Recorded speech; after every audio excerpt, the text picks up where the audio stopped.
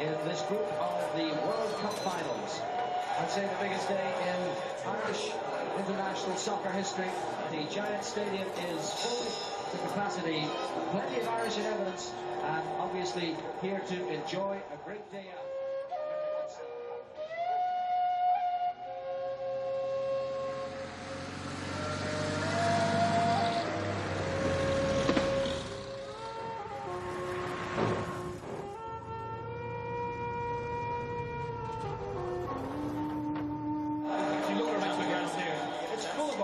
So we've got to take in the atmosphere. This is fantastic. But easy, onto it comes Hunt. Hunt with a shot.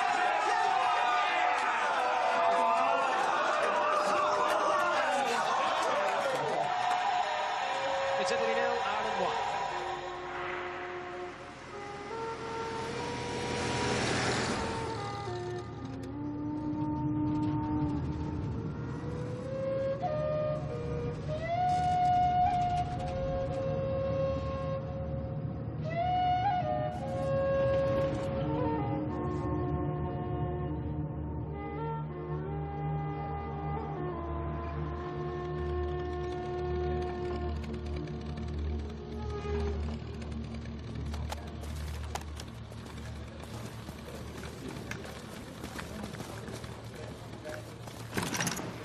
That's away by Costa Corta. Donadoni Roberto to Donadoni.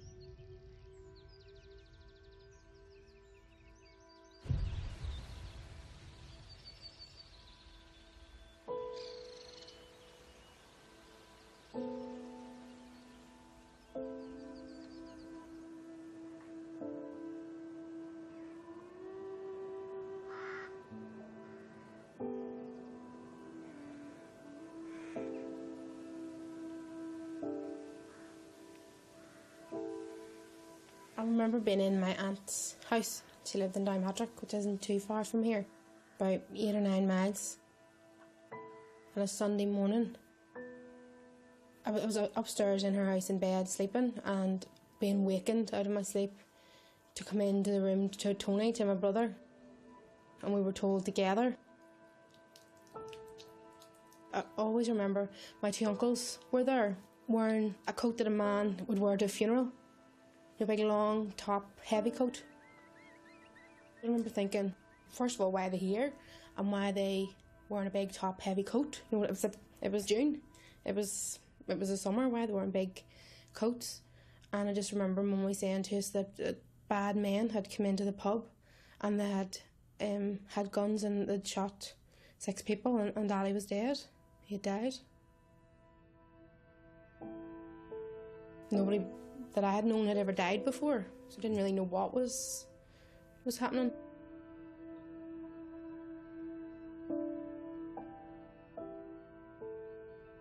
We just came home from Spain. We'd been on holiday, and my husband came down here to watch the match. So I came down to join him about 10:10, and when I came down, I met a local man at the door and he said, "Don't go in there, there's been a shooting." And for some reason I thought, there's a few boys around here who went out and shot rabbits or whatever, and I thought, somebody's been in there with a gun and it's went off accidentally. And he said, no, don't go in. It's terrible, we need a clergyman. So I did come in, and what greeted me will haunt me to the day I die. Bodies just lying everywhere. The smell, the smoke was lingering, broken glass. I couldn't see it, I had to walk away, I had to run out, I couldn't.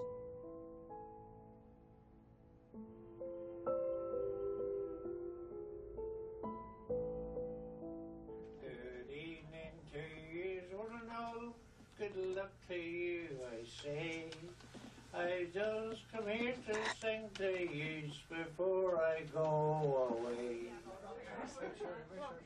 Barney was a well-known character, with his pipe and his wee rosy cheeks.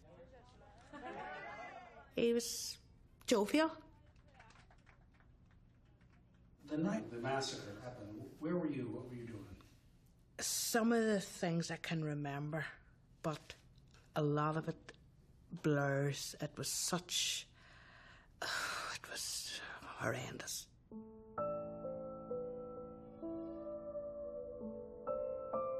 The parish priest arrived up, and we knew then that Barney definitely was dead.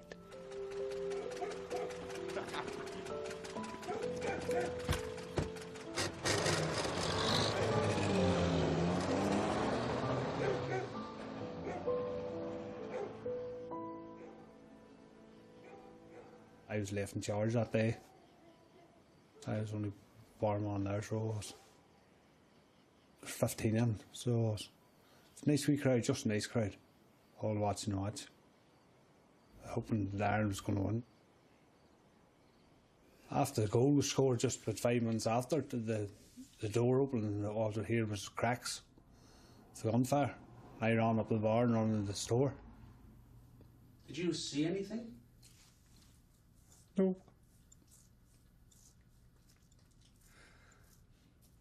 Just hear the cracks of the gun and run up the bar and just to get away from it. I knew something was happening.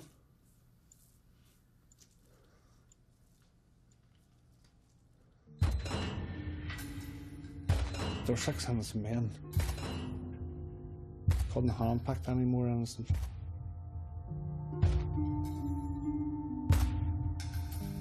I was hitting the kidneys, so I was shot in the kidney. I was spent a week in the hospital. It was one of the lucky ones, if you can call it lucky.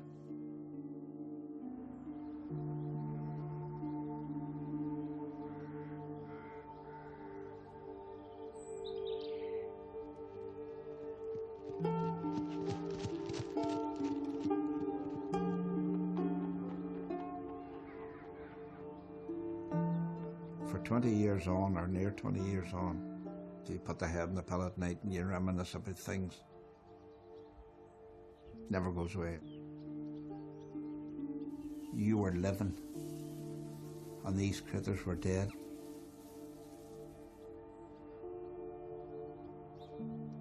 Why this place? That's what we would love to know. You'd have never doubted anybody around here. Protestant, Catholic, drunk in this bar. You know, neighbours around here had no problems whatsoever. To come to this community was unreal. It's as simple as that. The Troubles were something that happened in Belfast. Yes, we were aware of them and we were aware of all the atrocities and, you know, people losing their lives, but it was something that never touched us, and we never, ever, for 1 minute thought that we would ever have to live through that. Brutal, inhuman, barbaric, callous slaughter. Some of the words used today to describe last night's atrocity by loyalist terrorists in a pub in County Down. O'Toole's Bar lies some half a mile off the main Belfast to Newcastle road at Loughinisland. It's a comparatively small bar in an isolated rural area. Slaughter in Loughinisland as the UVF shoot 11 people in the back as they watch the World Cup on television. 6 men are dead. The gunmen from the outlawed loyalist group, the Ulster Volunteer Force, walked into the Heights bar and sprayed it with gunfire from automatic assault rifles. The attack was over in seconds. All 6 men who died were Catholics. The eldest, Barney Green, was 87. His nephew, Dan McCreena, who was 59, perished with him. The other victims were father of 4, Eamon Byrne, father of 3, Malcolm Jenkinson, father of 2, Adrian Rogan, and single man Patrick O'Hare.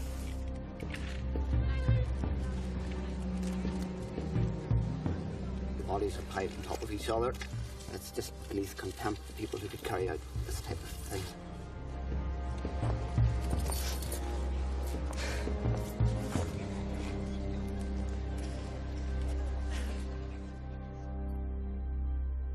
just a nightmare after that. Then it was the whole process of grieving and the funeral. Protestants and Catholics walked together as the hearse carrying Adrian Rogan, the first victim to be buried, passed the Heights pub in Loughinisland, where the 6 men were murdered. It was a very innocent way of spending a few hours in the company of friends, arguing over the progress of the game, delighted in the goal. I remember walking behind the funeral and my granny had me by the hand. Loughinisland, it's a close-knit community. I just remember being, I suppose when you're small and child, it was like thousands of people everywhere. To those who have done this, those who have killed these people, my message to them is this. I suppose some of you have families. Let's just picture a future conversation that you may have with your daughter, who asks you what you did in your so-called war, Daddy. And you will say, I killed a man of 87. He was sitting with his back to me. He was watching the World Cup. I shot him dead. She won't think that the record of a hero, will she? Now, I want to say this at the end. You are going to be caught sooner or later, the RUC. Never give up. And you will be caught and you will spend long years in prison. Thank you very much.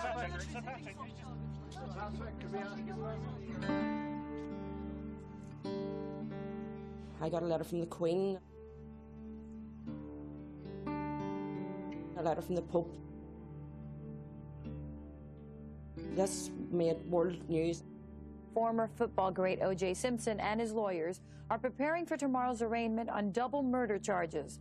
Meanwhile, police in Northern Ireland are hunting for 2 gunmen after the worst violence there in months.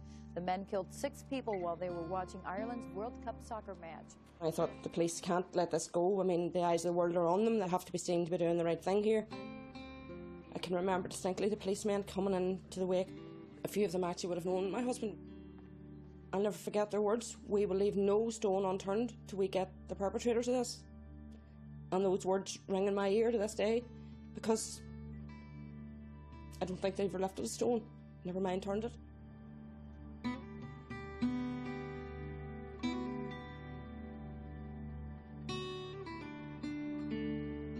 More than 20 years after the massacre, the Heights Bar is still in business. The bar's been rebuilt, but Aidan O'Toole, the man shot in the kidney, still pours Guinness for local farmers. I first came here to do a short film about the World Cup match, but I was haunted by the story of the unsolved murder. Why this pub? Why this village? What was at the heart of the mystery the victims' families were trying to solve? I was moved by their search, even as I knew they weren't alone.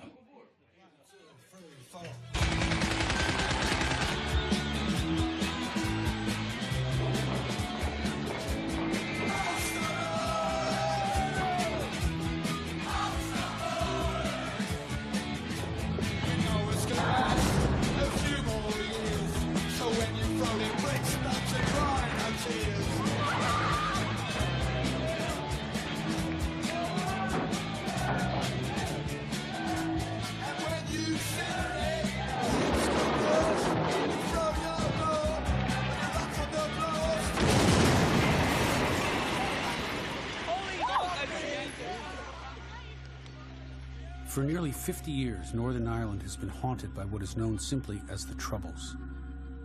It's fair to say that the origin of the Troubles was in 1922, the year Ireland declared its independence from Great Britain. As part of that agreement, Ireland was divided into 2 parts, the Republic of Ireland and Northern Ireland, a province that remained a part of the United Kingdom. By the late 1960s, Northern Ireland was tearing apart. An embattled Catholic minority, victims of legal and economic discrimination, sought civil rights and unification with the Republic of Ireland. Against them stood the mostly Protestant majority called Loyalists, who wanted to remain a part of the United Kingdom. Over time, both sides descended into terrorist campaigns, killing thousands of innocent civilians. For Republicans, the dominant force was the IRA. For Loyalists, there were a number of groups, including the UVF, which would take responsibility for Loughinisland. We can never accept any form of United Ireland unless the majority of the people accept it. UVF, when the troubles started, 1968, when there was rioting and houses being burnt in the Shankill Road, they came to the fore as a sort of protector of the Protestants. The heartland would have been the Shankill Road, East Belfast, North Belfast, Portadown. That would have been more or less the centres for the UVF. And they got engaged in sectarian murders. So they would have went out and killed Catholics. The famous Shankill butchers were UVF. They went out and picked up innocent Catholics walking home at night and cut their throats, tortured them and killed them. They talk about soldiers in the Ulster Volunteer Force. They weren't soldiers. There were people who went out and murdered innocent people. You were involved in paramilitary activities going back to the 80s, and you were in prison. What were you in prison for? I was in prison for being a UVF activist and being involved in murders. Well, I come from a neighbourhood which is known as the Shankill in Belfast, and I suppose its historical significance, and the best way to describe it, is that it was a pro-British community. Quite a lot of people, when I was growing up, joined the British Army and went off and fought in conflicts all around the world. So there were strong links with England and with the royal family. The majority of them would have been Protestant, but there were Catholics lived in my neighbourhood as well. IRA violence at the time, they were in the Shankill where I lived. I'd watched pensioners, I'd watched an 18-month-old baby being blown out of a pram by an indiscriminate bomb. People were being murdered on the street. The IRA, at the start, they were just a bunch of killers. Really, it was a bloodlust. They generally went after soldiers and police, but they did carry out sectarian murders as well. Usually tit for tat. If a Protestant was shot dead one night, then a Catholic was shot dead the next, and it just went back and forward and back and forward. Sadly, there was people queuing up on both sides to join, to be gunmen.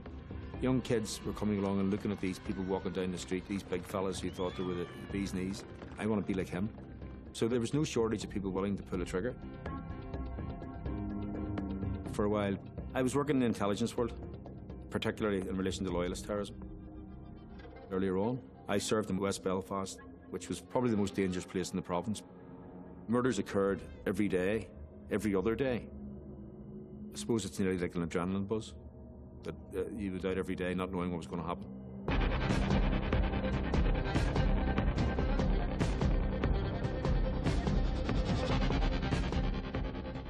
So exactly why did you decide to join the police, the RUC?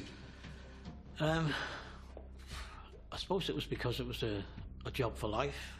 But wasn't there a bit of risk at that time in terms of being in the RUC? That's why I'm smiling. It's a job for life if you live long enough. There was an element of risk, yeah, there was a risk. At that time, I had a personal protection weapon. I also had a shotgun, which was kept beside the bed. I taught my wife how to fire them both. Gave her the strategy that the shotgun would be shot down the stairs, and if it came to the handgun, even in tow. So far as the attacks on the RUC are concerned, the IRA seem to be justifying those in advance by its allegation yesterday that the police were torturing suspects. To stop the escalating violence, the British government deployed the army. The IRA viewed that as an invasion, and the soldiers as occupying forces. They also believed that members of the military were collaborating with loyalist gangs by offering access to intelligence and weapons. I arrived in Northern Ireland as a young newspaper reporter in 1974. I was based in Belfast for 3 years when something like 600 people died. In those days, the army was in the lead role in security. Police were in support of the army, not the other way around. So it was a quintessential insurgency. It was really a civil war. It was a civil war. The army are up here in the middle of Leonardoon Avenue. They'd come here after an earlier confrontation down the end. The bus station was crowded when a bomb went off without warning. It is a tragic, dangerous and absurd corner of the United Kingdom. The violence went on throughout the late 80s and into the early 1990s. The IRA had developed its bomb-making capabilities, had developed its sniper attacks, and was very much now fighting an urban war against the British Army, the police and the Loyalist paramilitaries. People were just being killed by Republicans, by Loyalists. Things were completely out of control. The Loughinisland massacre was just something that always stuck with me. There have been hundreds of fatalities and massacres on all sides, but for some reason there were so many unanswered questions with Loughinisland. It just never went away. It was always there in the back of the head. I remember where I was on the night of the massacre. The Republic of Ireland football team were playing Italy in the 1994 World Cup. I'd say the biggest day in Irish international soccer history. There was a reason everyone in the Heights bar was huddled around the TV the night of the massacre. There was a symbolic backdrop to the World Cup match at Giant Stadium in New Jersey. Ireland, for once, had a world-class team that seemed to unify the war-torn island.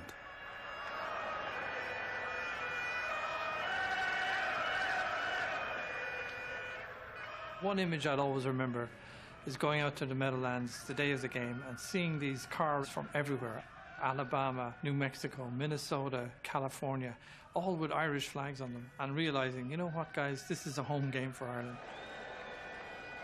When we walked into the stadium and you walked in and you looked out, I just saw the sea of green. And so you had this din, you had this Irish singing, you had this party going on. The people, dancing in the stars, it was just this huge expression of Irishness. There was a sense of larger meaning to the game, wasn't there? A sense that the Troubles might be ending? Yeah, very much so. I mean, you were always aware of the fact that the sporting arena was one that reflected the broader Ireland, particularly in Northern Ireland. The game was poised at this moment of true breakthrough and hope for the Irish peace process. And away we go. For Irish fans, the game carried a sense of moment. Only a few months before, Gerry Adams, the political negotiator for the IRA, was invited to America for unofficial peace talks without first renouncing violence. We put to the President that a visa for Gerry Adams would have a dynamic effect on the Irish peace process. And he accepted it, despite the fact that everybody around him, including his Secretary of State, the CIA, the FBI, the British government, everyone strongly opposed that Adams visa. He granted the visa to Adams, and that was a huge breakthrough. I did believe that by giving Mr. Adams this visa, this limited visa to come here, that we might have a constructive role in pushing the peace process. You lean on the Irish Republican Army to drop their arms. There are a number of armed factions in my country. The largest one is the British Army. Their allies in the Loyalist death squads, and then the Irish Republican Army. And I want to see an end to all armed factions. Seeing Adams treated as a statesman was infuriating to Loyalists and the British government. They saw Adams as a terrorist, and the American negotiators as coddling a man who had blood on his hands. Was the attack on the bar that night a way of lashing out at the peace to come? The killers had to be thinking about the game and the hope it offered for the people in the bar. I remember from nowhere this ball dropping into the midfield for Ray Houghton. He sees the opportunity and he lets fly.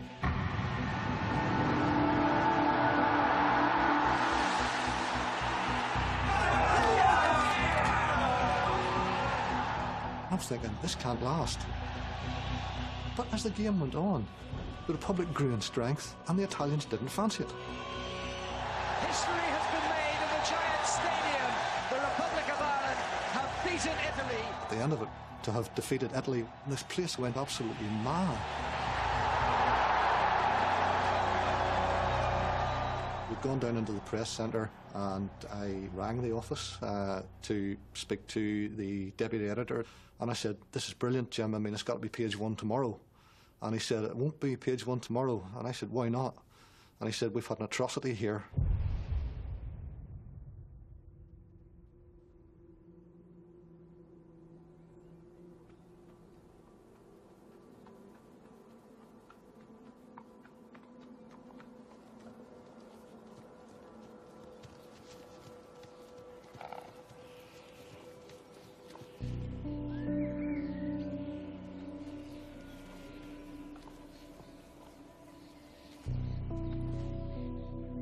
The getaway car was discovered the morning after the attack by a local farmer who noticed the car in his field, 7 miles from the scene of the attack.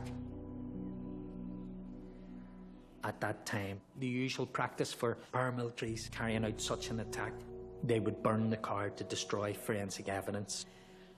Unusually, in the Loughinisland attack, the car was left fully intact. I'll be honest, I thought it was fantastic. We're going to be able to work on something from the car. You had hair samples, you had fingerprints. You know, there'd been a lot of, and even in those days, it'd be a forensic gift, goldmine. Within 6 weeks, it was August the 4th, 1994, the VZ-58 rifle, which had been used to kill everyone, was found in a field not far away from where the car was found. Nearby, a holdall was found containing gloves, handguns, balaclavas. There was a hair follicle found in one of the balaclavas. So there was a wealth of forensic possibilities. There was a series of arrests in July and August of that year, and there was an expectation, certainly the families hoped, that this was all leading to people being charged, the people who had carried out the atrocities being charged and being brought to justice. Yeah, at the time we thought that they were doing a good job. We were led to believe that they were doing a brilliant job, and the rest was only imminent. It was only a matter of time before there was convictions.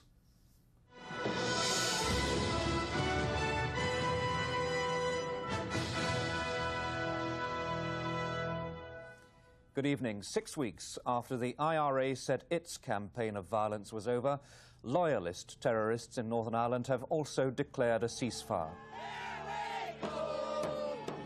Within 6 weeks of the Loughinisland massacre, the IRA and loyalist ceasefires were called. So the whole world attention was on this new future that Northern Ireland was facing, this new sense of hope. Like other atrocities, Loughinisland became something that you didn't talk about because nobody wanted to reopen the past. The only people who remembered Loughinisland was the families and the loved ones.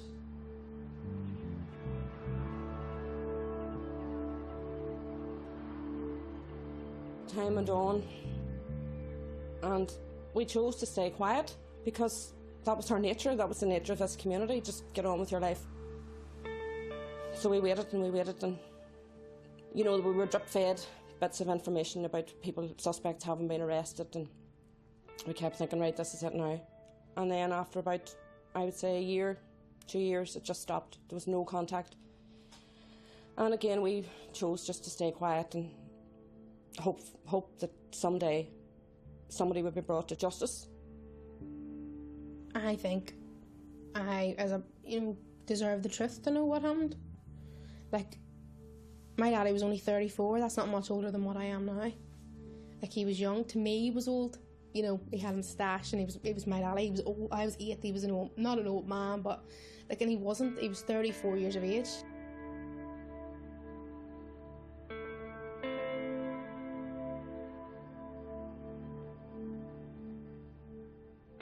If I don't stand up for him and I don't fight my daddy's corner, who else is going to do it? I want somebody to be held accountable for what happened here.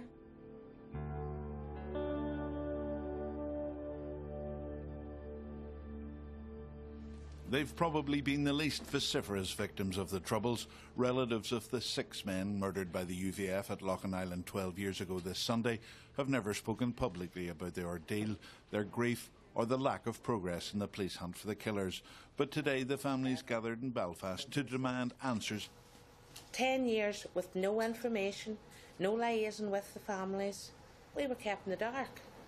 After the 10th anniversary we got together and decided we'd try and get some push on for it. Brought our solicitors and Niall Murphy. I can think of no reasonable reason why any reasonable police officer... From the very first consultation with the families, there was just a sense that something wasn't right. All they ever wanted to know was what happened.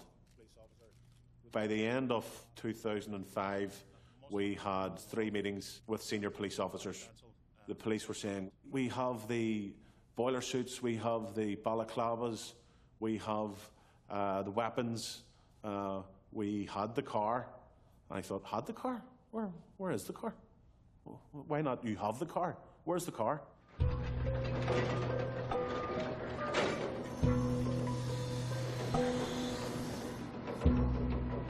So just, where is the car? Oh, well, you know, the car was destroyed, and but be sure that all forensic opportunities were realised from the car.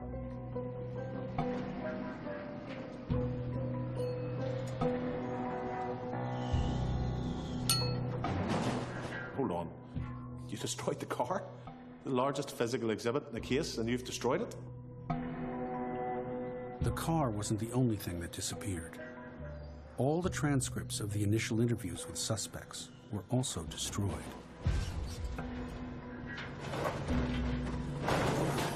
More than 10 years on, even as the police kept the case open, more and more doorways to the truth were closing. To be honest, we had always been suspicious. And on reflection, sometimes I kind of feel a bit guilty that we didn't speak up, because it seems now that we were almost... That's what they wanted us to do. They wanted us to stay quiet and this would go away. Every question we asked, we were told, oh, we can't tell you that now, you have to put it in writing. No, we can't tell you that, that's national security. We were thwarted all the time. I have no idea why the car was destroyed, but the fact that it was destroyed. One of the things I do remember was 5 o'clock in the morning after the massacre. My husband, he went out and cut the grass. It seems strange now, but people were coming and going, and there was 3 policemen standing out, and there was a neighbour came down, rolled down the window of the car, and he says, "You need look no further than those there." He said that. That was his immediate reaction. You need look no further than them. Beep, there.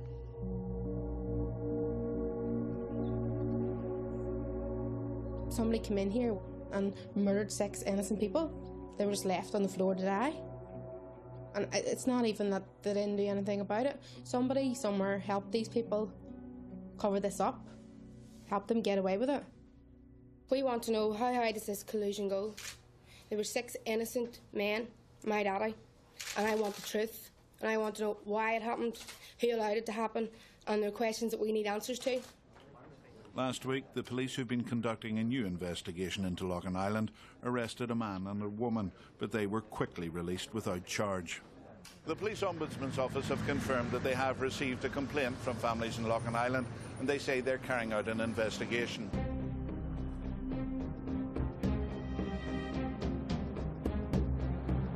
After the ceasefire, Northern Ireland established the Office of the Police Ombudsman as a way of trying to reckon with the past. Its mission was not to solve crimes. It was to look into police misconduct, including collusion, a catch-all name for corrupt relationships between police, informants, and terrorist gangs.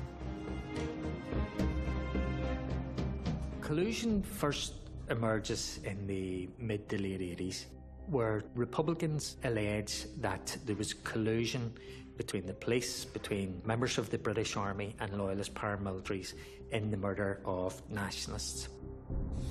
Collusion was a feature throughout 30 years of conflict, and the official line was that any policeman or British soldier that was involved with loyalist paramilitaries was a bad apple. You know, to a lot of police officers, collusion is quite a toxic word because it's capable of a very broad meaning, okay? And it doesn't easily fit into a sort of criminal code. I mean, collusion is a sense in which people are giving nudges and winks and nods. There is no criminal offence of collusion. However, if you were concerned that the police were either involved in killing your loved one or involved in colluding with those that killed your loved one, the Police Ombudsman's Office had a responsibility to investigate your complaint. In 2011, the Ombudsman Al Hutchinson released the first report on Loughinisland. Hutchinson's report detailed some staggering facts about the case. Some evidence was destroyed. DNA links to the weapons were mishandled, and a police informant had been involved in the sale of the getaway car. That was the first time that those facts were presented in an evidence-based fashion. However, the one word that would not appear in that report was collusion. Al Hutchinson performed factual gymnastics to avoid that conclusion. We were really, really disappointed in that. And angry. Very, very angry. At one stage I would have loved to put my two hands around his neck. I can remember at the press conference that day, there was one guy, he's a local fella here, and he did say, there's two words missing from this report, special and branch.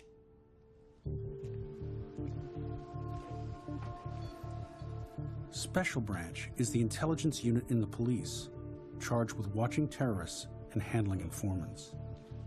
There were questions about what they knew and when, and whether they were keeping that information to themselves or whether it was scrubbed from the Hutchinson report. It almost appeared that that report began with its conclusions and cut the pieces of the jigsaw to make it fit. Last year, the then police ombudsman, Al Hutchinson, published a report which criticised the police inquiry but found insufficient evidence of collusion. The families strongly disagreed with that conclusion and started a lawsuit to have the Ombudsman's findings overturned. This morning at the High Court, the current Ombudsman, Michael Maguire, agreed that last year's report should be quashed. We're delighted, we're vindicated. Mr Maguire can now go back and start again and hopefully come out with a report that gives us truth and justice.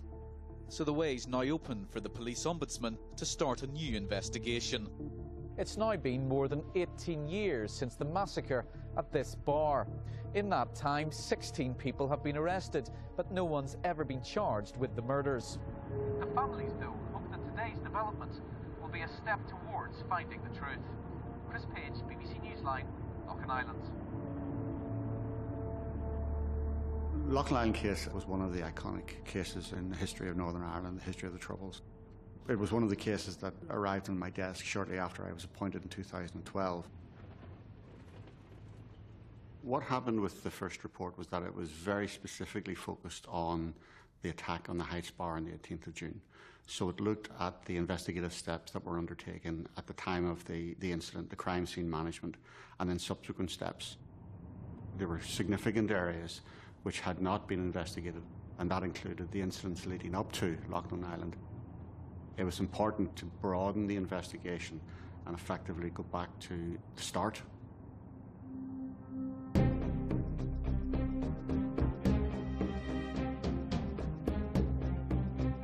In 2013, Michael Maguire and his team started a new investigation into Loughinisland. Like Hutchinson, Maguire decided not to reveal names of sources or suspects. Police officers were identified by numbers, possible suspects by letters. Unlike the first report, Maguire's investigation looked much deeper into the case and what led up to the killing. The report confirmed that the UVF, a Protestant paramilitary group, was responsible for the Loughinisland attack. But the investigation disproved the UVF claim that there had been an IRA meeting in the bar. It had been a tit-for-tat killing. 3 days earlier, an IRA splinter group had shot dead 3 UVF leaders standing at a bus stop on the Shankill Road in Belfast. The UVF called for revenge, with orders for members to kill Catholics, any Catholics. People knew that there would be some kind of retaliation. That it always happened like this: when one side attacked the other, there would be retaliation.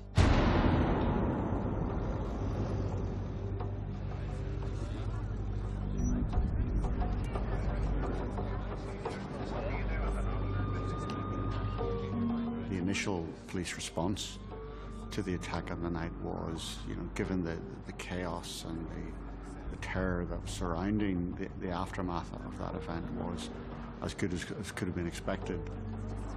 They did seal off the crime scene. They put out vehicle checkpoints. They put up a helicopter.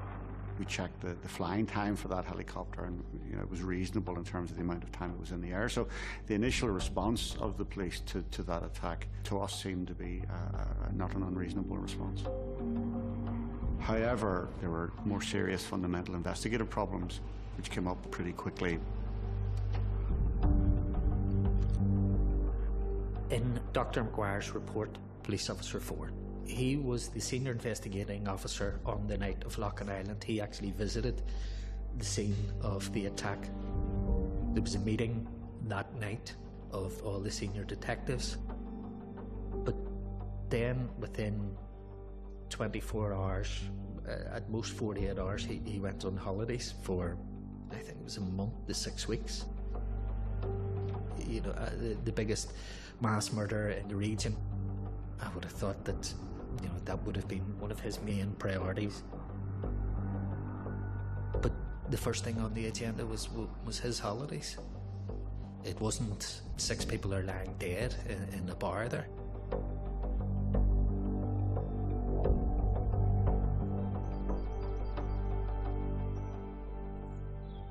The following day, the 19th of June 1994, the vehicle was found abandoned in a field. Some mechanical issue happened with that vehicle, and it appears to have been pushed off the road. And from there, the gunman, and I include driver in that description, but the gunman, the 3 people, and we have witnesses, and we've seen witness statements to describe 3 people. So we're saying the 3 people, a driver and 2, have made good their escape, probably on foot.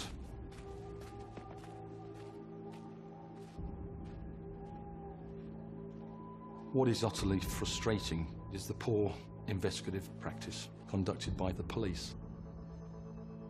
There was no forensic examination of the field afterwards, and I know sometimes it sounds as though what you're going to do with the field, but actually the potential to harvest evidence from a field is very good. The relevance of things like botany, vegetation, soil typing. If you can take soil samples from somebody's shoes or clothing, what you can do is potentially connect somebody to the field. If you can connect them to the field, you may be able to connect them to the car. It's a rolling process, but if you don't conduct that and you don't gather it in the first instance, you lose the opportunity to do that.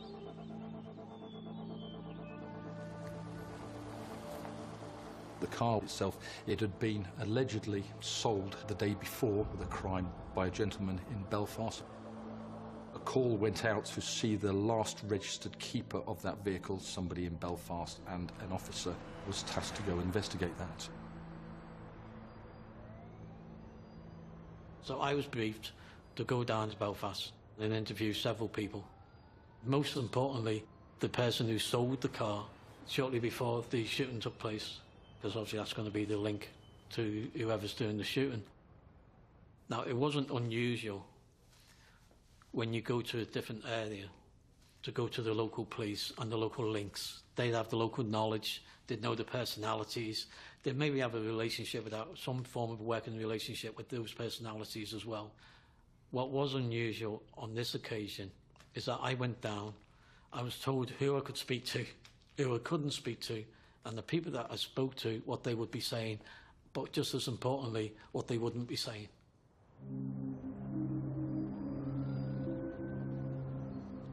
In retrospect, do you wonder about that day in terms of what you were being told? Looking back, it certainly at that time, I felt the word I used is orchestrated. The interviews were orchestrated, the statements that I would be taking was orchestrated, the meeting was orchestrated. I never got speaking to the man that, if I was in overall charge of the investigation, who I would want to be speaking to. But everybody was happy with that. So obviously there was things going on above my head that other people were looking after.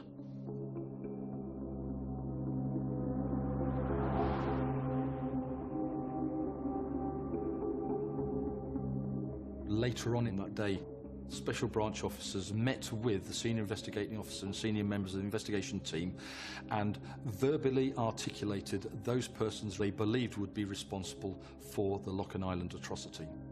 We're talking about the following day. The attack is at 10, for argument's sake, 10 o'clock on the 18th, and we're talking about during the course of the day on the 19th. It's a matter of hours. They looked at the intelligence they'd had and said, these are the people you really want to concentrate on. The day after the massacre, Special Branch suddenly revealed intelligence about the suspects that they had been keeping to themselves. For the past 6 years, police had been aware of men from a loyalist gang who had been implicated in a string of armed assaults and murders. In 1986 in Dundrum, they had tried to kill John O'Rourke and were likely involved in the murder of Jack Keelty. In November 1992, they tried but failed to kill Peter McCarthy at the Therafoot Inn, a place believed by the gang to be an IRA hangout, 11 miles from Loughinisland. The gang returned to the Therafoot Inn 2 weeks later and killed another man named Peter McCormick. It was eerily like the murder at Loughinisland. The men drove used cars from Belfast, wore balaclavas and boiler suits, and sprayed the bar with gunfire. 3 weeks later in Belfast, the same gang murdered Martin Lavery. The weapon used, a 9mm Browning, was later found in the duffel bag used in the Loughinisland massacre. None of the members of the gang were ever charged for committing any of the murders. Speaking to Special Branch officers, their intelligence effort in the early 90s, they did begin to collect intelligence around the suspects in those murders. The problem was that they didn't share that intelligence with the detectives that were investigating those murders. Slow waltz was a policy used by Special Branch, which meant that documents would be released in slow time. It's usually there to protect the source of that information.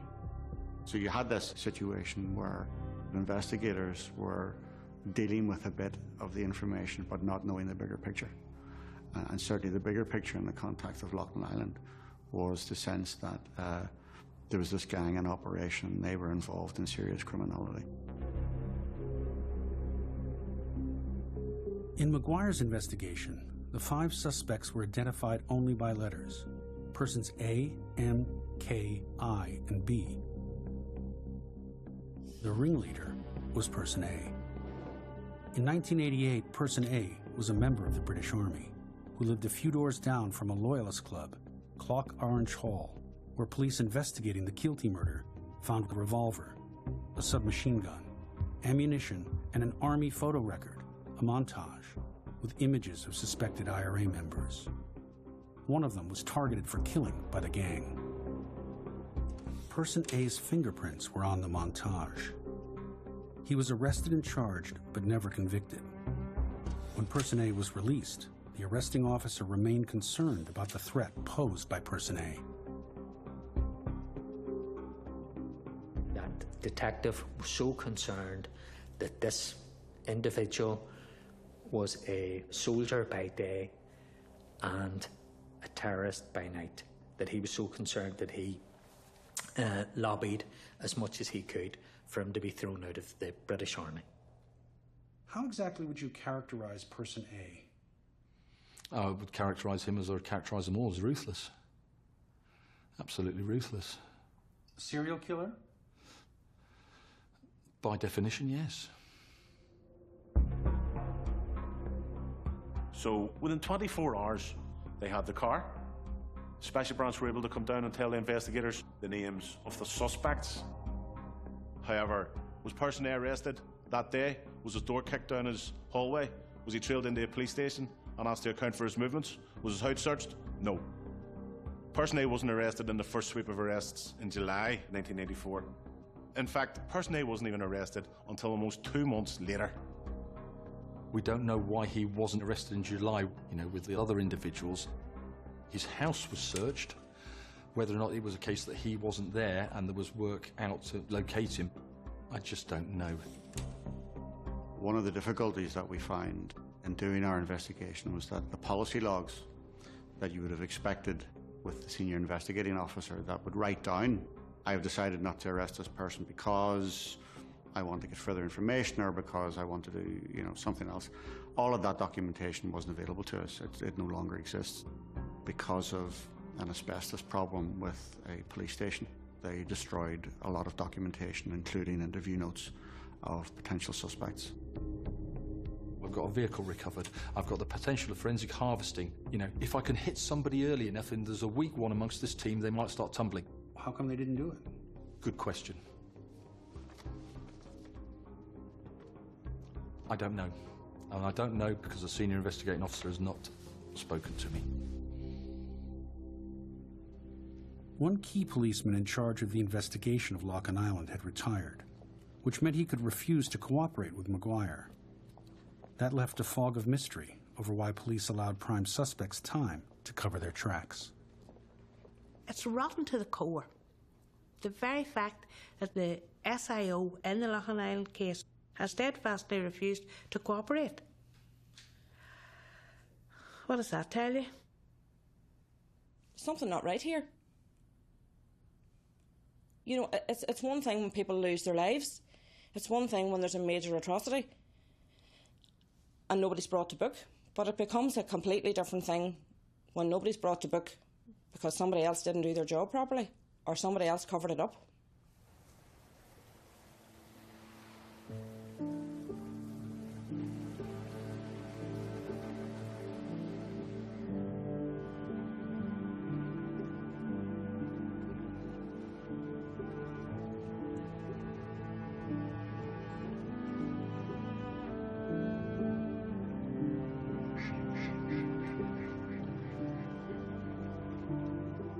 The family suspected that the investigation might have been mismanaged on purpose, possibly to protect an informant.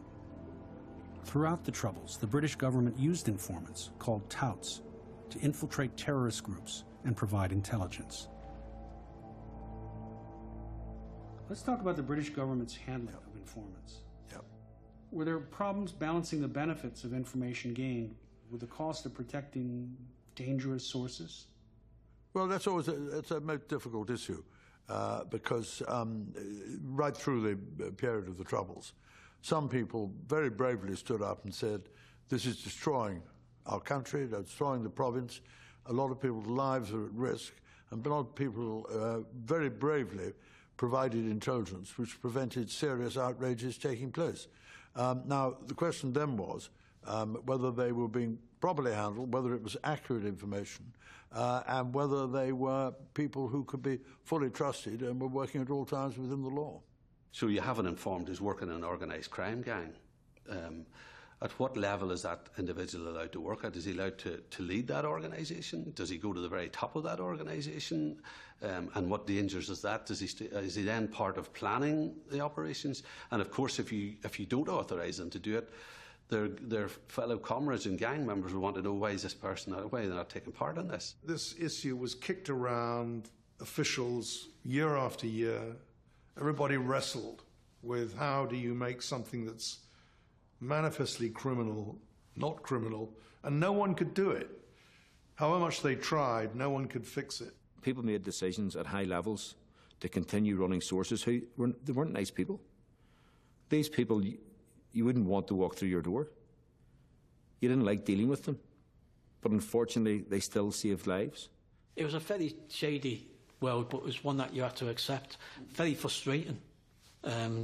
Informants are horrible to work with. I mean, part of my job as a detective in interviewing terrorists and even interviewing ordinary criminals was to recruit them. And on some level, certainly on a criminal level, you'd operate informants, as any detective would. They were essential. But what's emerging is there's maybe more of it allowed to go on than should have done. And just who was running them is a different question. You had the police who would be running informants, but you also had the military who would be running informants. The organisation that I went to prison for, the Ulster Volunteer Force, the likes of the police and other people have infiltrated them. People in British security services definitely, were recruiting people and putting them into organisations. And in some occasions when the police are doing this, they're just looking for people to give them information, not big bits of information, but then if they grow the person big enough in that organisation, then, it's more than information. It's about how do they destroy the organisations, and they do it from within. They create confusion, they give misinformation, people start to get killed. The danger of running highly placed informants came when those agents, under the protection of the state, started killing people. One of the most famous examples was not from the UVF, but from the IRA. He was a highly placed tout responsible for the torture and murder of other touts. His name was Freddie Scappaticci, codename Steak Knife. Scappaticci was in prison, an internee in the 1970s. Later on, he became a member of the IRA. I knew him not greatly, but I knew him. He was an acquaintance of mine. I had seen him at Republican events, at funerals, etc. He was in charge of security. Part of his role was interrogating suspected IRA informers and agents. He was breaking people, getting them to admit that they were informers, and then handing them over to the IRA who killed them. And the people who were running these agents knew that another agent was involved in the assassination of agents who were actually working for the state and should have been protected by the state from that point of view. But how is it advantageous to the state to have this guy killing all these people who are informers in the IRA? Because my understanding is that the people who Scappaticci were interrogating were people who the IRA at a lower level suspected of being informers, so their value to the special branch or to British intelligence had run its course.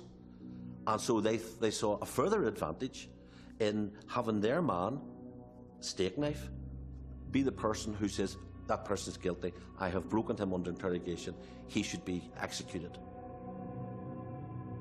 To be clear, it was the IRA that was doing the executing. But since British agents were running this system of touts, the state's moral standing could be compromised by the knowledge of crimes committed. That gave informants power over their handlers. Freddie Scappaticci was charged. Freddie Scappaticci would say to his handler, if I'm going down, you're going down.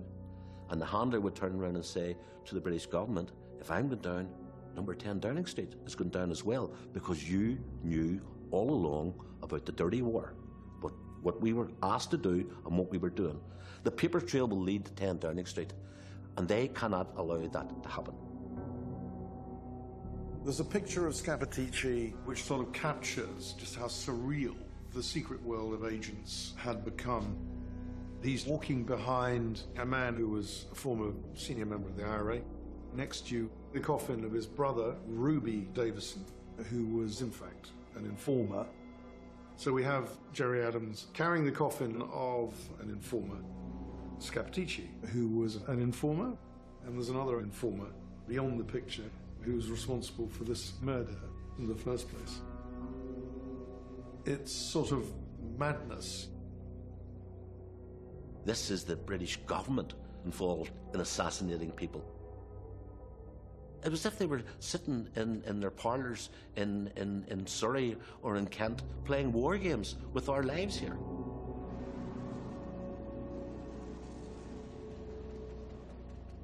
Did the running and protection of so many informants, all with hidden motives, spin out of control? It was a question that haunted the Loughinisland case and the way the murder weapon made its way into the hands of the killers.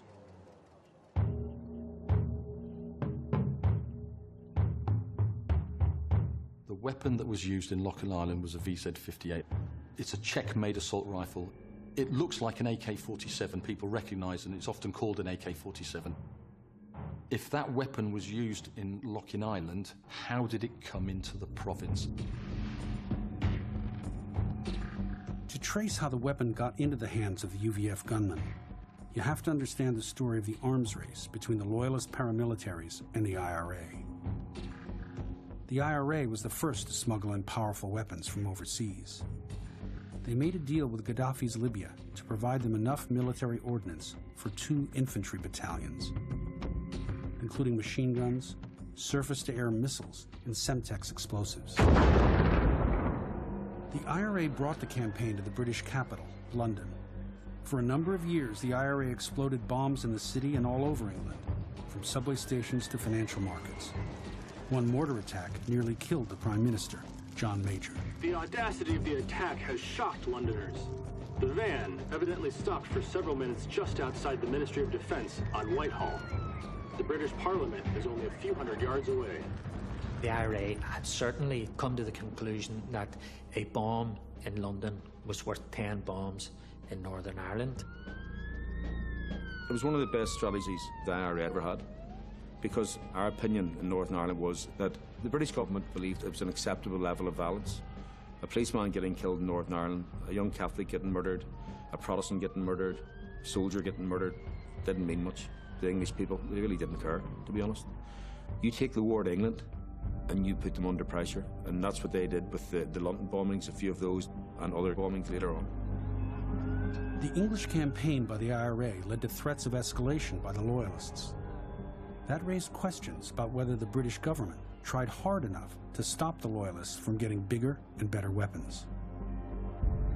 For Loyalist paramilitaries, there was a strategic decision to do what they call return to serve. So by attacking the Catholic community and by terrorising the Catholic community, this was a way of bringing the game as they saw it to the IRA, thereby, in their view, putting pressure on the IRA to stop their campaign.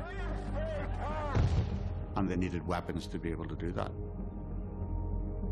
As part of our investigation, we found a document which talked about an informant who was reporting to Special Branch in the late 1980s. He said that Loyalist paramilitaries were preparing to buy a shipment of arms from overseas. Did the British state bring those weapons into Northern Ireland? Is that what you discovered? No, I wouldn't go so far as to say that. Did the state know that weapons for Loyalists were coming? Did the state know? The state, clearly from what we've seen, the state knew that there were plans afoot to bring weapons in.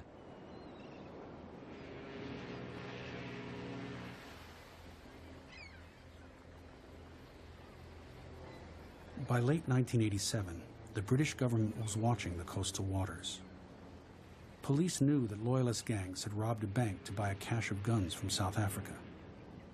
In late December, informants told the military and the police that the weapons were nearing Northern Ireland, hidden under floor tiles in a container ship. Then, mysteriously, the government lost track of the vessel, and the guns landed somewhere near Belfast. It was a shipment that was large enough to equip a small army. I mean, we are talking about hundreds of automatic weapons, fragmentation grenades, rocket launchers, handguns, tens of thousands of ammunition. We know from the Ombudsman's report that after the shipment of weapons came in, they were held at the farmhouse of one James Mitchell. Mitchell's farmhouse was at the heart of what became known as the Glenanne Gang. This Glenanne Gang was comprised of members of the UVF, serving soldiers, serving police officers.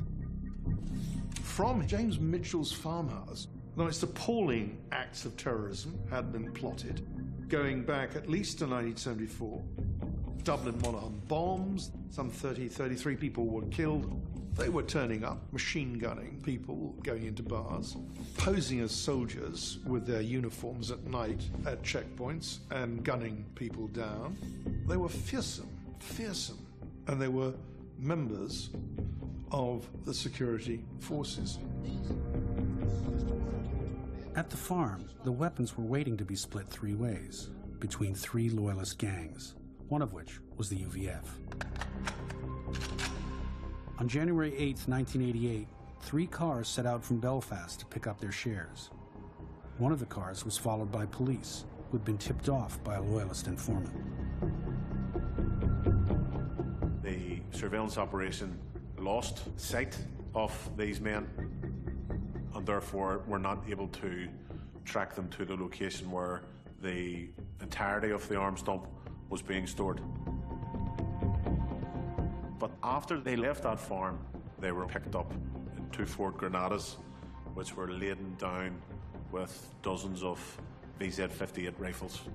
The suspects found driving this 2 Ford Grenadas had straw and muck and manure on their boots, so they knew that they had been to a farm-type area, and the police intelligence knew all about James Mitchell's farm, but they don't go there. I just wonder, a farmhouse near here. Now I wonder, could that be James Mitchell's farmhouse? The notion that that didn't even occur to them is beyond belief, especially because very shortly after the arrest of those loyalists whose cars were full of guns, someone tipped off James Mitchell that the security forces might soon be coming to look at his farm. And the rest of the guns were moved very swiftly. So you've got one half of the state trying to interdict this stuff, and you've got another section within the intelligence gathering community determined to undermine that effort, and they succeed in doing so. It's an appalling story, a really appalling story. The UVF, it ended up with a capability they didn't have before.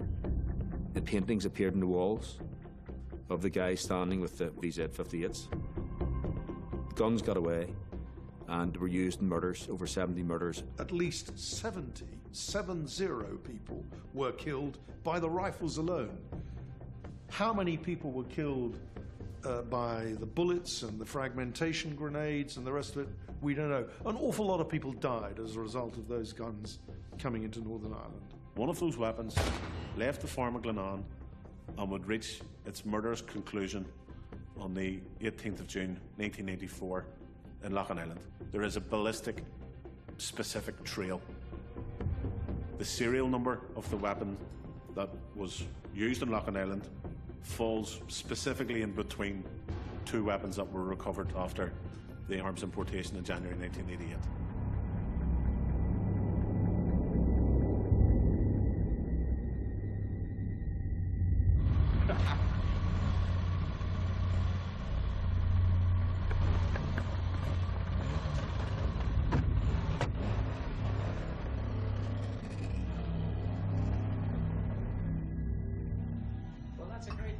Start, and certainly the team playing but heaving as if they were indeed among the elite, and deservedly so.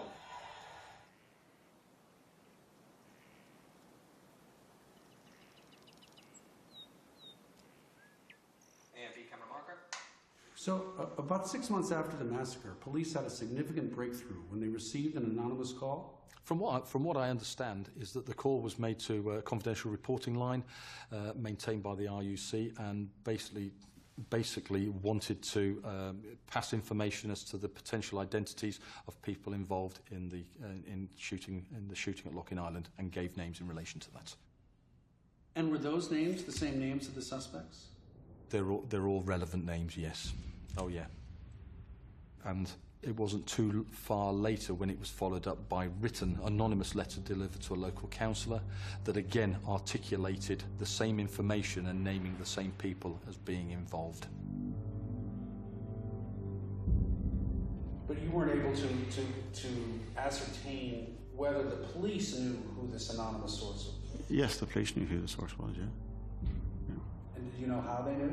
Alex, you're taking me into an area that I don't really want to go to because of the constraints within which I operate under. I mean, the police had information which they could have exploited. In my view, they didn't do it particularly well. I think that's all I'm prepared to say at this stage. How exactly were the police able to identify this anonymous caller, given that it was anonymous?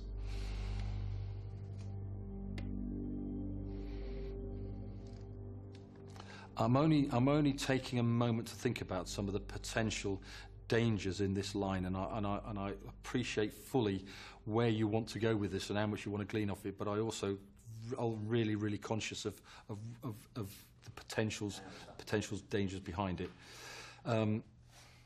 Because I can answer that, but I know what your next question is going to be, and at that point I would shut you down completely, because I'd be asking the same question, being in your shoes. Was there any other evidence or any other information that came? Of course, I wanted to know the name of the anonymous caller and whether it was the same person who had written the letter, but the investigators weren't talking. To protect witnesses, they were willing to tell us the plot of the story, but not the names of the characters. So the Ombudsman's investigation was a bewildering thicket of letters and numbers. Person A, Person M, Police Officer 12. Who were these people? The answer came in the form of another anonymous tip. In 2011, someone upset by the Loughinisland cover-up leaked a document to journalist Barry McCaffrey. The leaked document came through the post. I still don't know to this day what pricked somebody's conscience to send it. Maybe it was the fact that they knew we were working on this story, and that the families weren't getting the answers or hadn't been given the answers. The document was an unpublished report carried out by the previous ombudsman into the Loughinisland atrocity. This report had preceded Al Hutchison's report. It had been dated 2008. The leaked report was a draft, so it was unredacted. It contained real names and critical details about the case that had never been disclosed. The text of the anonymous letter was missing, but the report revealed the name of the man to whom the letter was sent, Patsy Toman, a local politician who arrived at the Heights bar just after the shooting. There's 5 people lying dead in there. If the names that I've been given are the proper names, I know every one of them personally. People who've carried out all these deeds in Northern Ireland are the scum of the earth. What is them 5 deaths that I'm going to prove? What is it going to gain? A lot of people saw. I got this letter on Valentine's Day, and I says maybe somebody sent me a Valentine card, but as I read down it, I found out that it was serious and very serious. And it seemed to be, I thought it was a lady's writing, this sort of writing.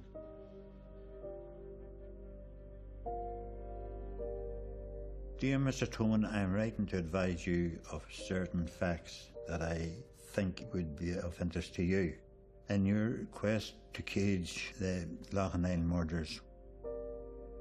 When I saw you on TV, after the inquest, I felt that I had to let someone know what I was privy to. The men arrested after the murder were indeed close to the culprits. The commander of the operation. No, I'm sorry, I'm not going to read it. No, they were after me once, they'll be after me again. Patsy had reason to be afraid. Before the Loughinisland massacre, His house had been bombed by Loyalist terrorists. More than 20 years later, he was still afraid to read the section of the letter that named the alleged killers. I can't take the risk. All right. Patsy had given the original letter to the police, who then lost it. But Patsy kept a copy and was willing to share it years later with Barry McCaffrey. The gunman was one Ronnie Hawthorne, a married man from Clough. Gunman 2 was Alan Taylor, single from Dundrum. The driver of the getaway car was Gorman McMullen, a convicted terrorist from Belfast and a leading light in the Belfast UVF. I was privy to this info because I was in the original planning of the murders. I pulled out of the attack due to a prior engagement that I couldn't cover up. The police indeed had the boys in for questioning, but as a policeman told me, we know who done it, but we can't prove it, and without proof or statements, they'll go free. Hawthorne and Taylor, they took part in the attack on the Thurifirth pub in Kilcoo a few years ago, and various other incidents in the area. This information will somehow ease my conscience, but will never fully clear my name. But I do this for the family and children of the men who were slaughtered in Loughinisland. Contributed, may we all live in peace.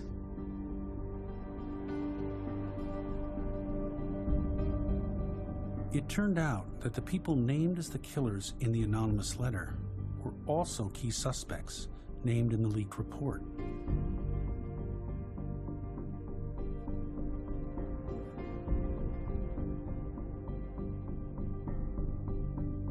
Were these the same people that McGuire had focused on in his investigation? We looked at both documents, and by cross-referencing arrest dates, were able to break the code and put names to all the ciphers. Person I was Gorman McMullen, named by the letter as the driver. Person M was Alan Taylor, named as the man who held the door. Person A, accused of being the ringleader of the gang and the gunman, was Ronald Hawthorne. The leaked document revealed something else. The author of the anonymous letter and the person who made the anonymous phone call were one and the same. Hilary Hawthorne, the wife of Ronnie Hawthorne. We don't know what Hilary Hawthorne looks like. There are no images of her or Ronnie Hawthorne online. We found an article about Ronnie's arrest for the photo montage. We found Ronnie and Hilary's marriage certificate. They were married in a Presbyterian church in Clough, a few miles from Loughinisland, 10 years before the killing. He was 24, she was 18. Did she know then what kind of man she was marrying? We also know that Hilary was close to local police. A detective told me she had actually worked in the canteen of the Newcastle police station. That's how they recognized her voice when she made the anonymous call. Brought in for questioning, Hilary Hawthorne admitted writing the letter. Area police said she did it to punish her husband for cheating on her. What's hard to understand is why she was never charged with a crime. She was indeed arrested, but we don't know what she said in the interviews because police fortuitously destroyed those notes, and we don't know why she wasn't charged. But the line in this letter that states, I was privy to this information because I was in the original planning of the murders, how this one person was not charged before the court with conspiracy to murder, and who knows what the author of this letter would have wanted to do in terms of perhaps even turning state's evidence. We don't know because she wasn't charged. The question of why leads to the man who interrogated Hilary Hawthorne, Police Officer 4, Detective Inspector Albert Carroll. It turns out he was the deputy SIO in charge of Loughinisland, but left on vacation the day after the killing. He had also been involved in 3 other murder investigations regarding the Hawthorne gang. He retired in 2011. Barry McCaffrey went looking for him. Where did you find Albert Carroll? In a small village in France.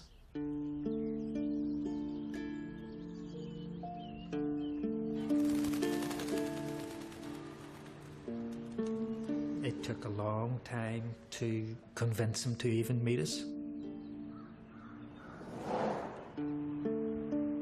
We'd met him in a little hotel. Mr. Carroll, he couldn't explain to us why he hadn't charged Hillary with conspiracy. I got the distinct impression that Mr. Carroll wanted to know more what we knew about him than what he was going to tell us about Loughinisland. Did you show Albert Carroll the leaked report in which he was named? Yes. What was his reaction when he saw how much you knew about his role? He shit himself.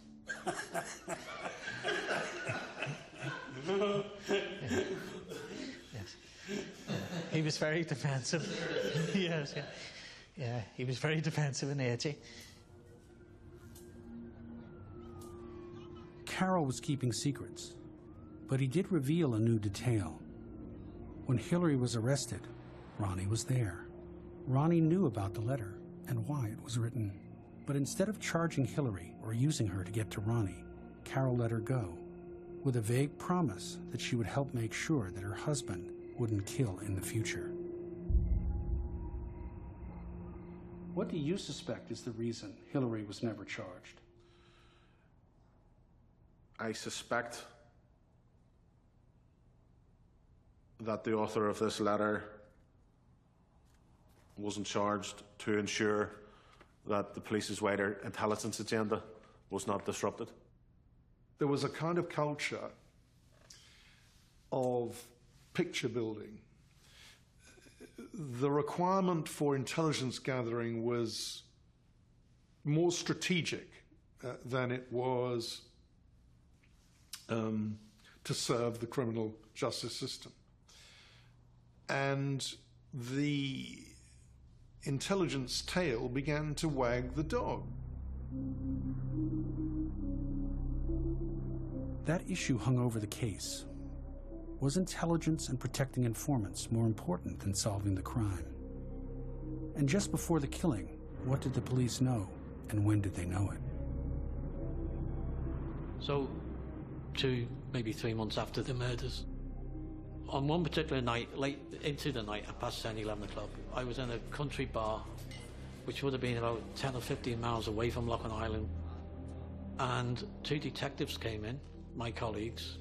They'd just been to a meeting in Armagh, which is where our senior detective, chief superintendent, would have been. And in a conversation with one of them, out of earshot of everybody else, what was told to me is that there was a phone call made at 6:30 at the evening of the shooting, and that the shooting had been called off. A phone call had been made by an informant at 6:30 saying the shooting had been called off because the car was unreliable.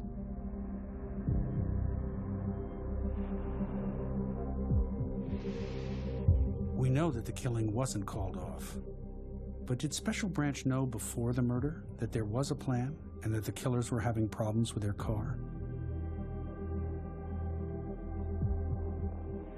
On the day of the Loughinisland murders, person I was seen in Newcastle talking to persons A and M in Main Street. It is known that persons A, M, K and B are aware that there was a mechanical problem with the vehicle. According to the letter, person A was Ronnie Hawthorne, the gunman. Person I was McMullen, the driver. Person M was Alan Taylor, the man who held the door. An informer told police that the 3 of them were on Main Street in Newcastle? Yeah. At tea time on the 18th of June 1994, a phone call was made to Frenchie's bar, either by person A or person M, asking to speak to person B urgently. How did Special Branch know that? I can't tell you that.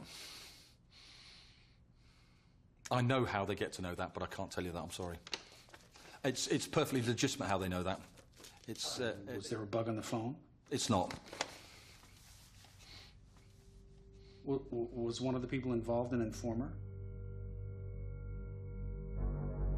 All I will tell you is that we've seen intelligence that says one of the legitimate suspects in the investigation was a police informant and continued to be for some time afterwards.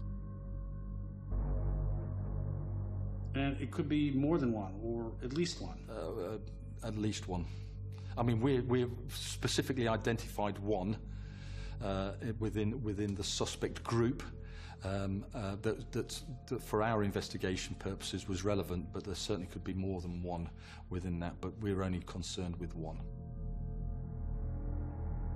By and large, on the ground, people wanted to solve crime and catch criminals. But in Loughinisland, informants were involved, and that's where the lines become blurry. Had the event ran its course without any informant, it was just a straightforward murder that nothing could be done about, nobody knew about it. But then when something could have intervened and it doesn't, that raises a lot of questions.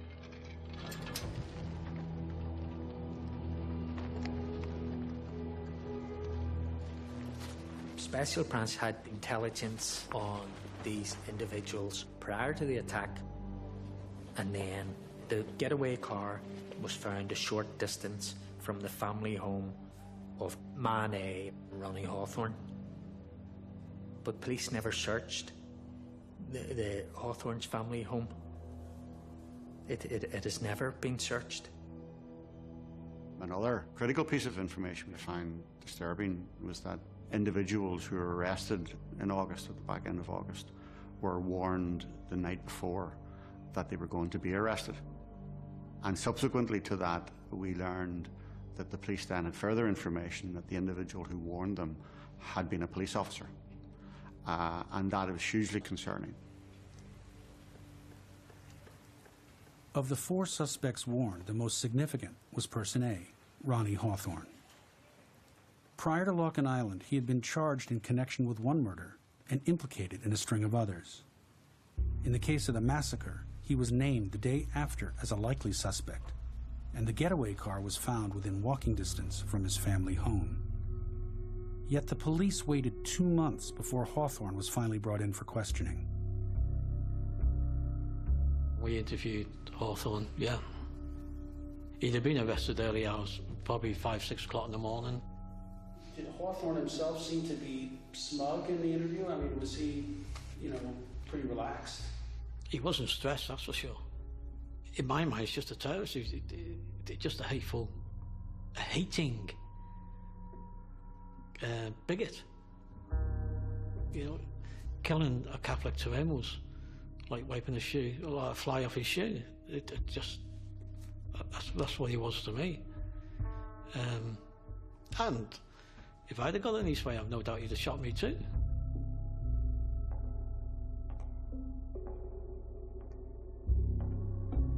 Inside the police station, the interrogation was more than a little strange. The actual questioning about Loughinisland only lasted for about 10 minutes. This was a kind of a charade. It was like, I have to talk to you about something, but we're just pretending here. We have to be here for 2 hours. Let's have a chat. Okay? We have to be here for 2 hours. Like, you killed these people. You were the gunman. No, I wasn't.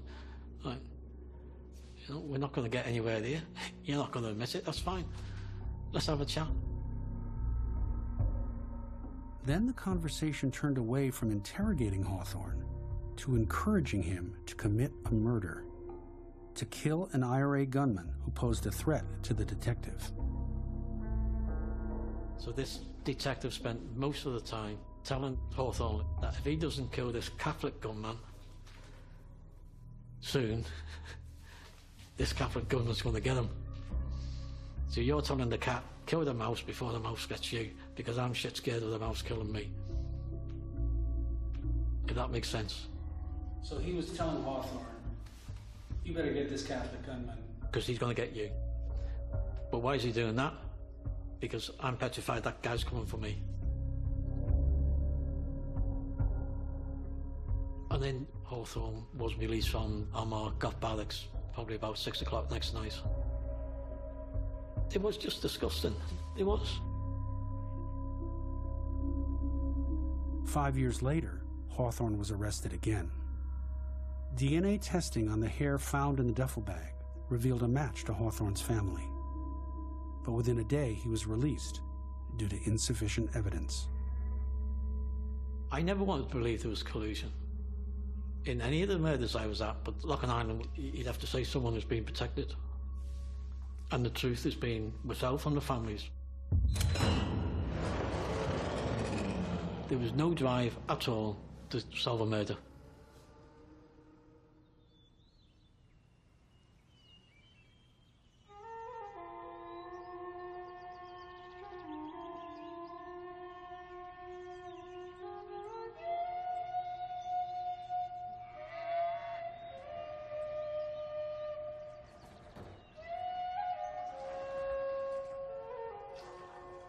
Hope for the families arrived with a notice that the Ombudsman was nearing the end of his investigation.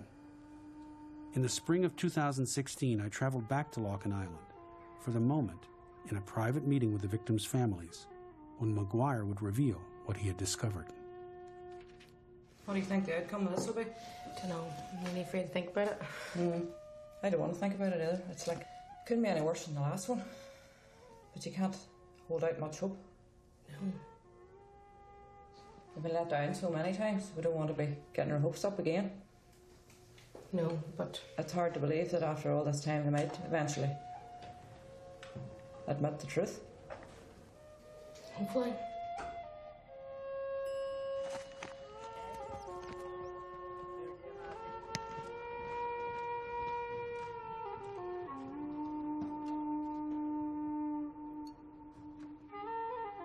My grandchildren are now starting to ask, what happened to Granda? Did anybody go to jail? Did anybody get punished? Because children are taught from no height, if you do wrong, you'll be punished. Should you be sent to your room, or, you know, you won't get any sweets or whatever, you must learn to... Get your PlayStation taken off. Get your PlayStation, whatever. So, I need answers for him.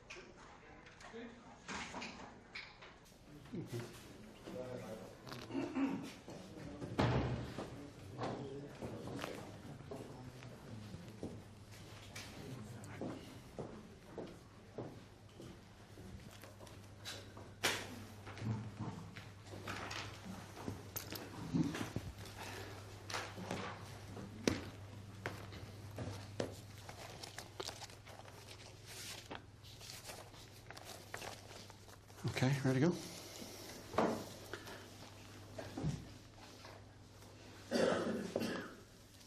Well, good afternoon. Good afternoon.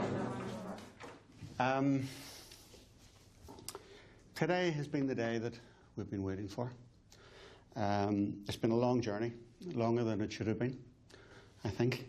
And I'm certainly aware of people that would like to have been here but can't through the passage of time, and my sympathies to those families. Thank you for sticking with me as we inch closer to the publication of this report. I appreciate your patience, even though I recognise that at times we didn't deserve it, but I am grateful for the fact that you've worked with me while we've inched towards the publication of this document. I'm going to tell you my conclusion, and then I'm going to tell you how I arrived at that conclusion based on the information that we have received. When I looked at all the information which I will spell out this afternoon, I have no hesitation in saying that collusion was a significant element in relation to the killings in Loughinisland. The report is divided into three areas. The arms importation in 1987, the events prior to the attack in Loughinisland, and the investigation of the itself. To fully understand what happened in the village of This is 22 years that these families have waited patiently, with dignity.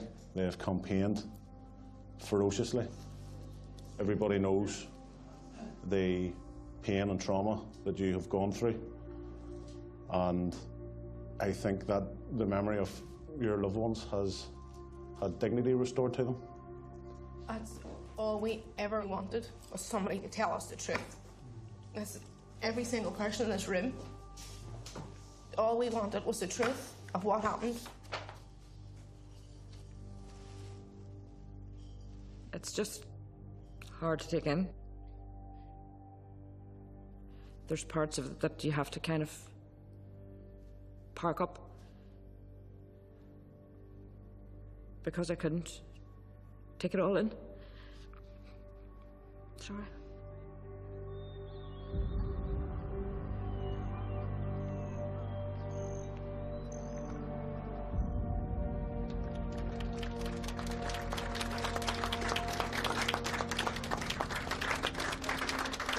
This report is one of the most damning expositions of state collusion in mass murder that has ever been published. We have the truth today, 22 years on. Now it's time for justice and accountability. We all deserve and demand justice from the British government, who are ultimately responsible. Well, this was the tip of the iceberg, but there's still 2/3 of it buried below. The publication of the report, it caused ripples that it has impinged on a lot of other cases, and a lot of people hopefully will have gained a wee bit of hope that they may get answers somewhere along the line, and just keep hammering away at it. It's 160 pages. If you remember the last report in 2011, it was 63 pages, and of substance was probably about 55. So there is an immense amount of detail in this. The finding of collusion was a victory for the families, but there were many details that were not revealed to them. Details that I had uncovered. The names of the alleged killers, the contents of the letter, the strange role played by the suspected gunman's wife. Then there was the question of why the police still refused to charge anyone. That was linked to the mystery that still haunted the case. Who was the informant? Now there needs to be accountability. Dr. McGuire has more information to brief us with, so what he has told us already are the headlines, and they are. There are other incidents and murders that are referred to in the report, and I have been approached by some of those families, one of whom were the family of Martin Lavery, who was murdered on the 20th of December 1982. We know from the report that 4 people were responsible for his murder: persons A, M, K, and person I. The Lavery family quite correctly felt that there were questions that they had that they deserved answers to. Through a process of legal disclosure and a meeting with people in a position to know, Mr. Lavery's family asked quite pointedly, were any of the people involved in the murder of Martin an informant? We were told that at the time of Martin's murder, none of them were informants. However, one of those individuals was an informer at the time of the Loughinisland atrocity. Knowing that it was one of 4 people, I approached the source with access to the special branch files. Nervous, he wouldn't say a name, but he confirmed that one of the gang that night was working for the British state as an informant when person A, Ronnie Hawthorne, reportedly emptied his weapon into a bar full of people watching the World Cup.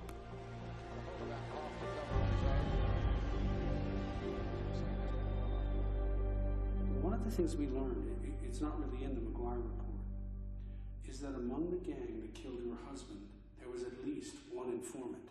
Had you heard that? No. Does that surprise you? Not really. Nothing surprises me anymore.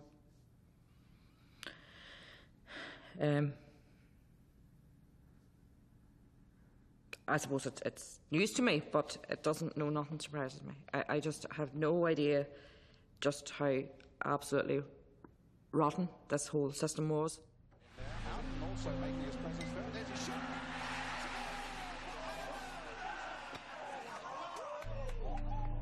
I told the families what I had learned about the massacre that went beyond the McGuire report. The names of the suspects, and my suspicions that they were still being protected by some part of the British government. The person named as the second gunman, Alan Taylor, left Northern Ireland in the late 90s and was last seen in England.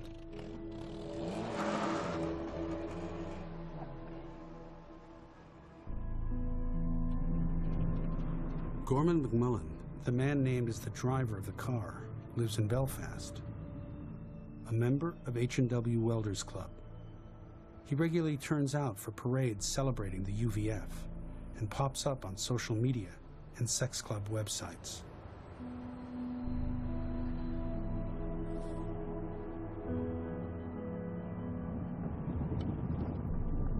If you drive 4 miles from Loughinisland, you can find a country road scattered with lovely houses where person A, Ronnie Hawthorne, lives. He's still together with his wife, Hilary, who named him as the gunman. When calls and letters failed to get a response, we hired a private eye to see if we could find out what they looked like.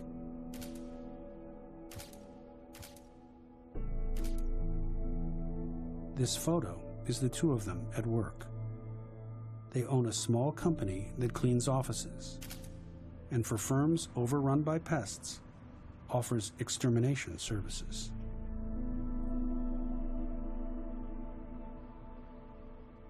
They were local people, just up the road from us.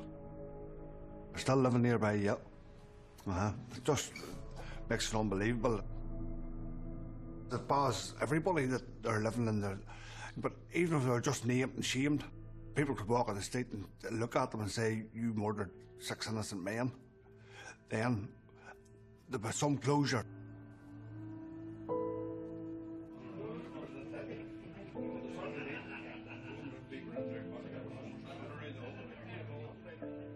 What happened that night just changed my whole life. So it did. Playing football, quit darts, just finished everything. Like, just don't want to go out anymore. You know, it just impacted everybody in Loughinisland's lives. Like, so it did. Just left them in a sense of fear and injustice.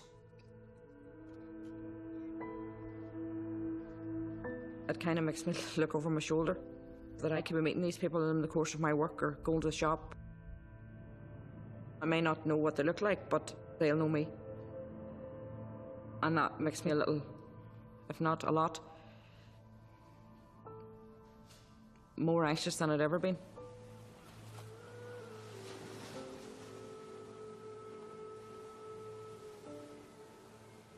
It's hard to understand why, more than 20 years after the crime, when so much is known about the suspects, that they can't be prosecuted.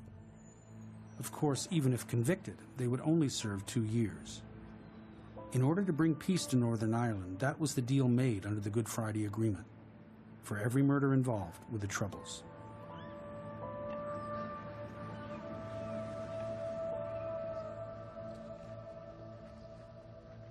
For those who have killed these people, you are going to be caught sooner or later. The RUC never give up, and you will be caught and you will spend long years in prison. Thank you very much. The government were trying to use us as pawns to try and bring peace to Northern Ireland. Protecting informers was much more important than bringing the people to justice who carried out this atrocity. it seems as if hands are tied. That. What do you mean? I think it goes higher up. I really do believe that. We believe that it goes as far up to the right to the top.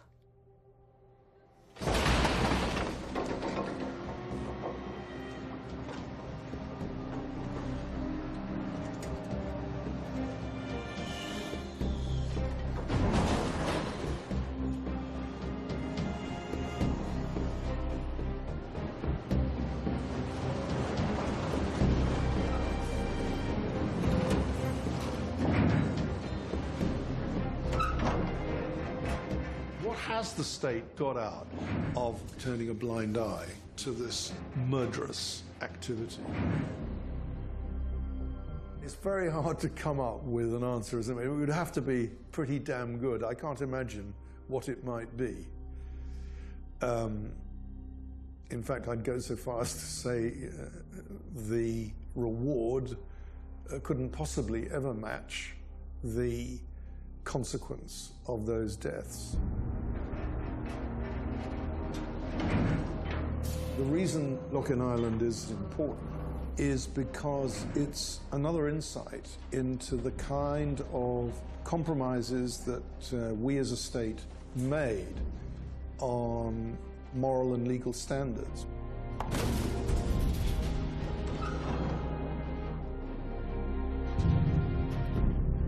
Every democracy has to make those compromises. We, I think, made more compromises than a lot of us have been aware of, as more of the picture of the hidden past is revealed.